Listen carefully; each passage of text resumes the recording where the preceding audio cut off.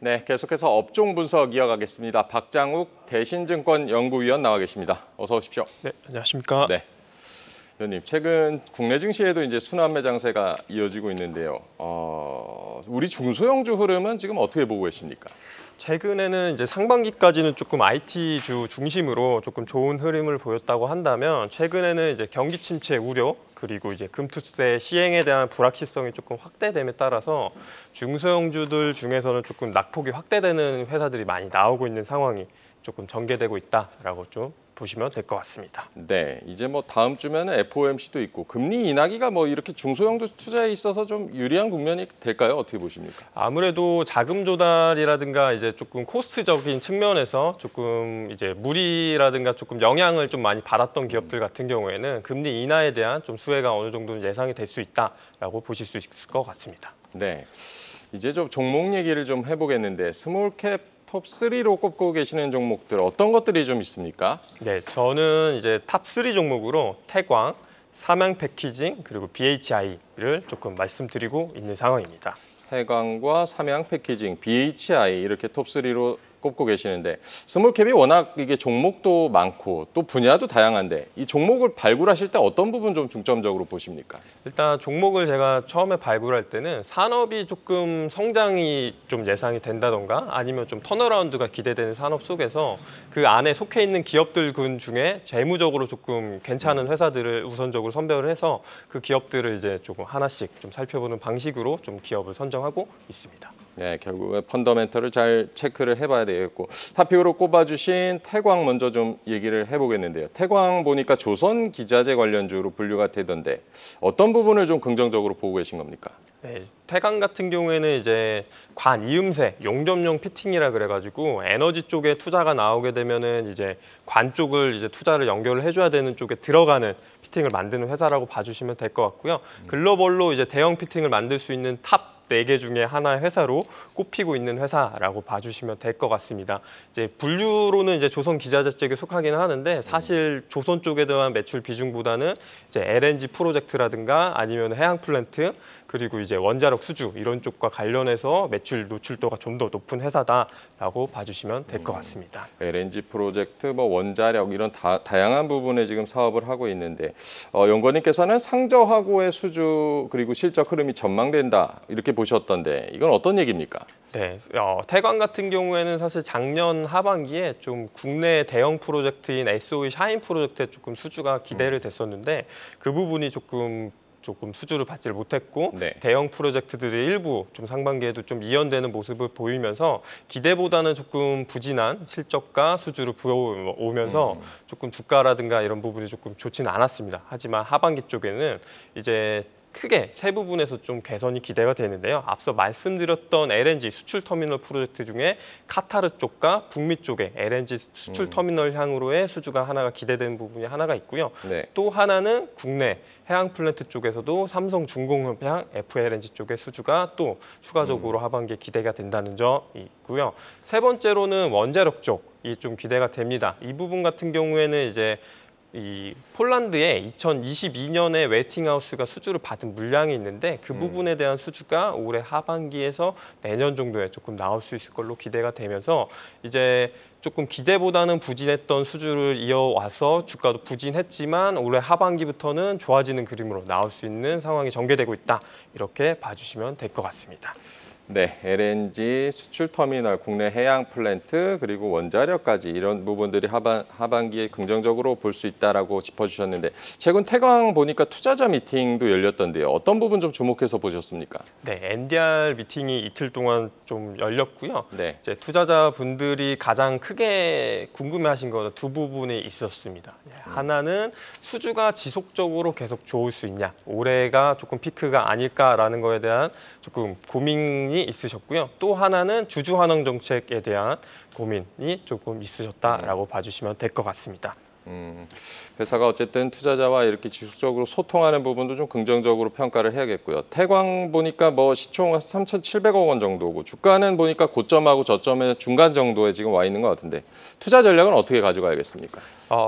그 전략 같은 경우에는 저는 조금 저점 부근에 도달해 있다라고 조금 생각을 하고 있고요. 이유는 수주가 올해뿐만 아니라 내년에도 계속 좋아질 수 있는 상황이기 때문에 실적 자체가 업사이클 구간에 들어와 있다라고 생각을 하고 있고요. 그에 비해서 PBR이 현재 0.6배 정도 수준으로 굉장히 낮은 정도 수준에 머물러 있는 상황이고요.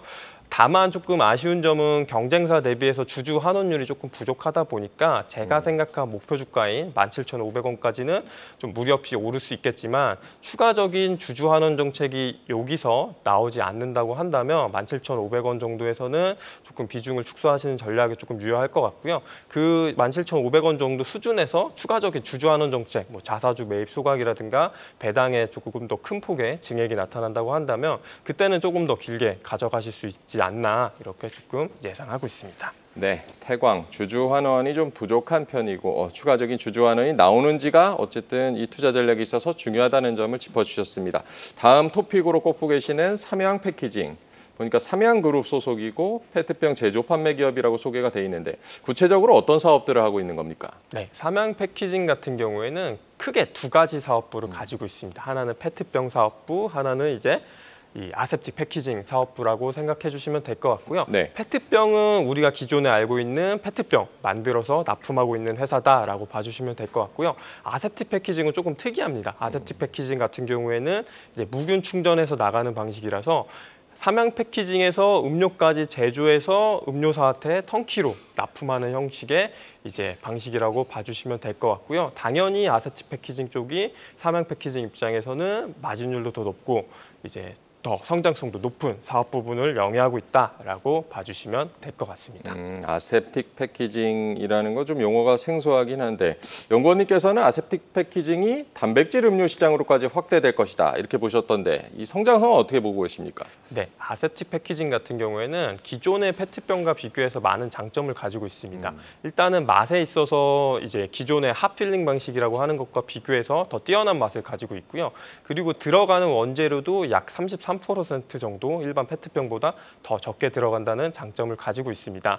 이외에도 이제 이 커피나 차 음료 종류에서는 아세틱 패키징이 그동안 많이 채택이 되었었고요. 그래서 이제 그동안은 커피와 차 음료 시장을 중심으로 아세틱 패키징이 선택이 되었다고 한다면 신규 시장으로는 지금 성장하고 있는 단백질 음료 시장 그리고 홈라 음료 시장에서도 아세틱 패키징의 이 침투율이 증가됨에 따라서 이 부분에 관련해서 조금 수혜가 예상되는 회사다라고 봐주시면 될 것 같습니다. 네, 삼양 패키징 얘기를 나누고 있고 자회사인 또 삼양 에코프로 테크 통해서 폐플라스틱 재활용 시장에도 진출했다는 소식이 있던데 이게 알칩 제조라는 게 기사에 좀 나왔던데 좀 생소해서요. 알칩이 어떤 건지 설명부터 해주실까요? 네. 조금 설명을 드리면 페트병, 일반 페트병 같은 경우에는 페트칩이라는 걸 통해서 페트병을 만들게 됩니다. 근데 알칩 같은 경우에는 우리가 마시고 다 쓴 이런 플라스틱 병 같은 것들을 모아서 압축을 한 다음에 한번 이제 가공해서 페트칩 형태로 다시 만들어서 이제 사용을 하는 형태다라고 봐주시면 될 것 같고요. 결국에는 플라스틱의 원재료가 되는 페트칩을 재활용해서 만들었다 해서 알칩, 리사이클 칩이다라고 봐주시면 될 것 같습니다. 조그마한 알갱이 형태로 돼 있는 이제 원재료라고 봐주시면 될 것 같습니다. 리사이클 칩이다, 알칩. 알칩 시장이 점차적으로 뭐 커질 것이다 이런 긍정적인 전망들이 있던데 앞으로 전망은 어떻게 보십니까? 일단은 이 환경적인 측면에서 이제 유럽이라든가 미국 같은 경우에는 일반 페트병을 만들 때 알칩의 사용 비율이 법적으로 의무화되어 있습니다. 전체 사용량의 20% 혹은 30%를 알칩으로 만들게 이렇게 의무화가 되어 있는데요. 아직 국내 같은 경우에는 법적으로 의무화는 되어 있지 않지만 이제 친환경적인 기조 그리고 ESG에 대한 필요성이 커짐에 따라서 이런 이 법적 사용률에 대한 규제가 나오게 된다고 하면 알칩 시장도 국내에서 충분히 커질 수 있는 잠재력을 가지고 있다 이렇게 평가하고 있습니다. 네, 앞으로의 알칩 시장도 좀 주목을 해봐야겠고요. 다음 마지막으로 토픽으로 꼽아주신 BHI 발전 설비 관련 회사로 분류가 되고 있고 어떤 부분들 좀 좋게 보고 계십니까? 네, BHI 같은 경우에는 이제 가스 플랜트에 들어가는 HRSG라는 부분을 제조를 하고요. 원자력 같은 경우에는 주기기가 아닌 보조기기 BOP라고 하는 부분에서 수주와 매출이 나오고 있는 회사다라고 봐주시면 될 것 같고요. 이제 국내 원전이 탈원전 기조에서 다시 원전을 재건하면서 신한우 3, 4호기가 건설이 재개가 됐는데 그 부분에 대한 수주와 매출이 25년부터 좀 나올 수 있을 걸로 기대가 되고 있고요. 이제 탈원전 기조를 했던 것들이 다시 돌아가게 됨에 따라서 국내에서 이제 상반기에 보셨듯이 체코, 두코바니 원전 수주 받았던 것도 이제 BHI가 좀 수주를 받을 수 있을 것으로 기대가 되고요. 국내에서도 신규 원전이 아마 내년 정도에는 3기 정도가 어느 정도 구체화가 나오게 될 텐데 국내 원전 3기, 체코 두코바니 프로젝트 2기 플러스 기대되는 기타 이제 이외 프로젝트들에서도 원자력 수주가 늘어나게 되면 거기에서 같이 수혜가 기대되는 회사다라고 봐주시면 될 것 같습니다.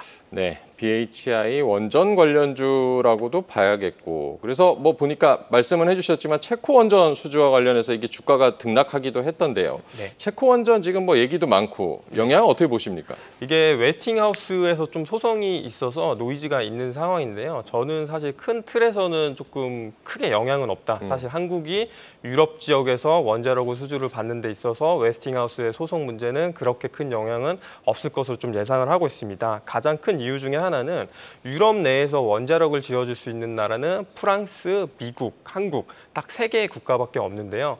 여기서 한국이 프랑스와 미국과 비교해서 납기 기간과 가격에서 월등히 뛰어납니다. 납기 기간 같은 경우에는 미국과 프랑스와 비교해서 한 20-30% 정도 더 빠르게 지을 수 있고요. 이제 킬로와트당 이제 건설 비용이라고 해서 산정을 했을 때 한국이 거의 절반 미만, 거의 반값 정도 수준으로 이제 원자력을 신규 원전을 지어줄 수 있는 상황이다라고 봐주시면 될 것 같습니다. 이렇게 될 수 있었던 배경 중에 하나는요.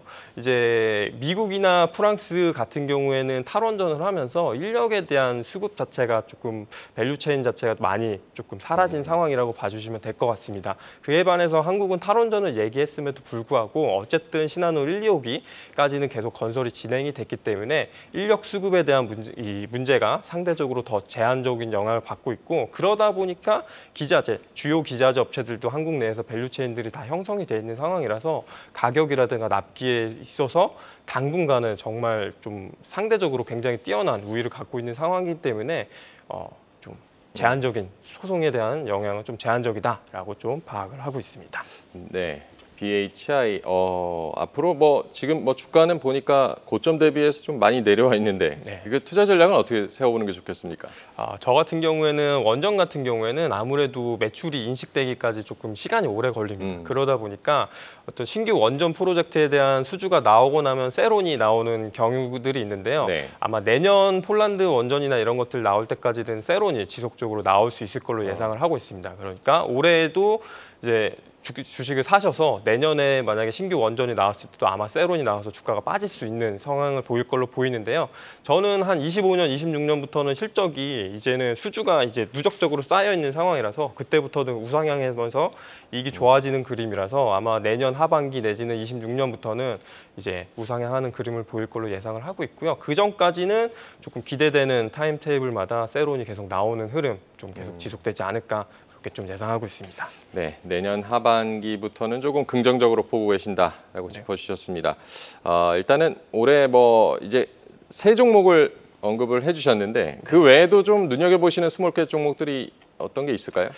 최근에 제가 좀 오늘 리포트 쓴 종목 중에 케이프라는 회사가 있는데요. 네. 조선 기자재 이제 실린더 라이너를 만드는 회사인데 이제 조선 쪽이 이제 신조선가가 많이 오르다 보니까 기자재 업체들도 지금 단가가 굉장히 좋은 상황입니다. 그러다 네. 보니까 이제 마진도 굉장히 잘 나오고 있는 상황이고 케이프 투자증권하고 같이 합쳤을 때 연간으로 최소 영업이익이 한 400억 이상 정도 나올 수 있는 회사인데 현재 시가총액이 한 1,400억 정도 수준이라서 배당 수익률로만 말씀드리면 한 6% 중반 정도로 매우 저평가되어 있는 상황이라서 케이프라는 기업도 한번 눈여겨보시면 좋지 않을까 이렇게 예상하고 있습니다. 네, 케이프라는 기업도 눈여겨봐라. 어쨌든 이렇게 스몰캡이 종목이 워낙 많기 때문에 이렇게 연구원님 얘기를 잘 들어봐야겠습니다. 하반기 그 중소형주 투자 전략 저희가 이제 어떻게 세워보는 게 좋겠습니까? 사실 이제 상황 자체가 그렇게 좋아 보이진 않을 수 있지만 사실 좀 여러 가지 악재들이 많이 반영이 돼 있는 가격까지 온 기업들이 좀 많이 보입니다. 그런 기업들 같은 경우에는 낙폭 과대 입장에서 조금 매수하시는 전략은 좀 유효하다고 생각을 하고요. 경기 침체 우려나 이런 것으로 인해서 이제 추가적인 낙폭은 나올 수 있지만 조금 이제 하락폭은 제한적인 수준까지 가격이 많이 내려왔기 때문에 조금 용기 있게 매수하시는 전략이 조금 유효하지 않을까 이렇게 예상하고 있습니다. 네, 낙폭과대주 매수는 유효하다. 좀 펀더멘털이 좋은 기업들 위주로 좀 잘 선별을 해보셔야겠습니다. 오늘 박장욱 대신증권 연구위원과 얘기 나눠봤습니다. 고맙습니다. 네, 감사합니다. 계속해서 다양한 경제 이슈를 알고 싶다면 구독과 좋아요, 알림 설정 부탁드립니다. AI 캐스터 권미정이었습니다.